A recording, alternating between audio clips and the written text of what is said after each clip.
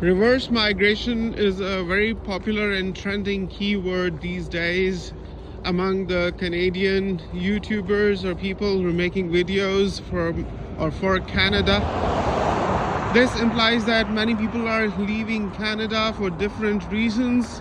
Me, who has stayed in Canada for the past year, is in the best position of telling what's the ground reality. So I'd say people are finding it difficult here to manage a lot of things. Example, finding jobs, managing day-to-day expenses, rising inflation, and a big turnoff for the new immigrants is that before, the mortgage interest rates used to be low, close to 1%, but now they have risen up to 7 or 8%, which makes home buying very difficult for people, especially for the first-time home buyers. That's why people are finding it difficult to find the money to purchase houses, and that's the main thing, investment in real estate, that helps people grow money eventually, because the houses appreciate in price over time, and when the homes are refinanced, people find out that the homes that they had bought, for example, for $600,000 is worth more than $1 million in worth. So that's not happening these days because people do not have that kind of purchasing power.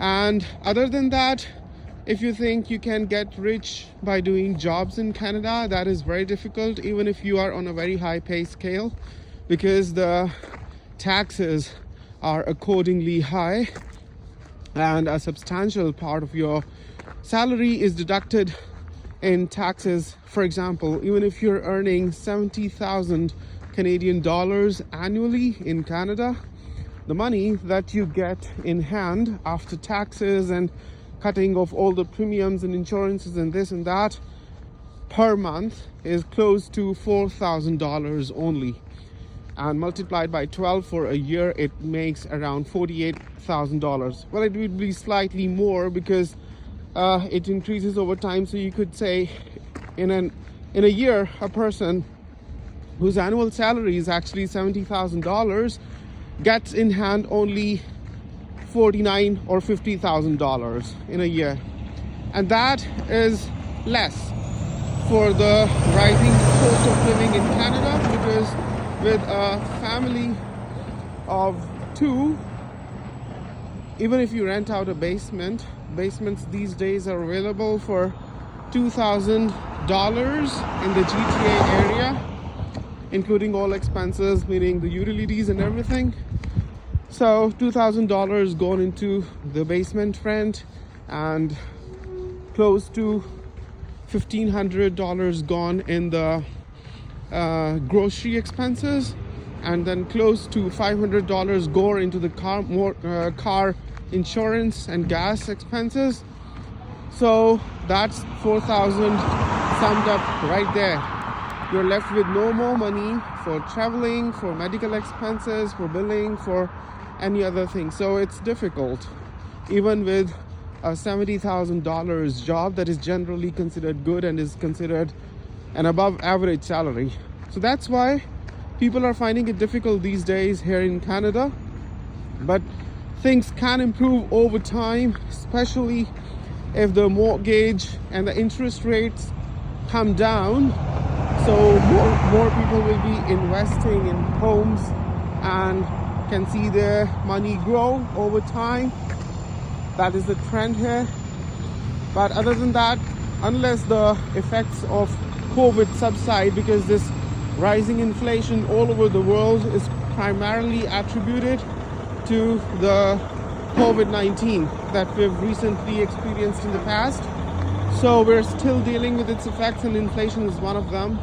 So unless that subsides, things are not going to come back to quite normal, and the difficulties of managing money, arranging money, will sustain for a period of time.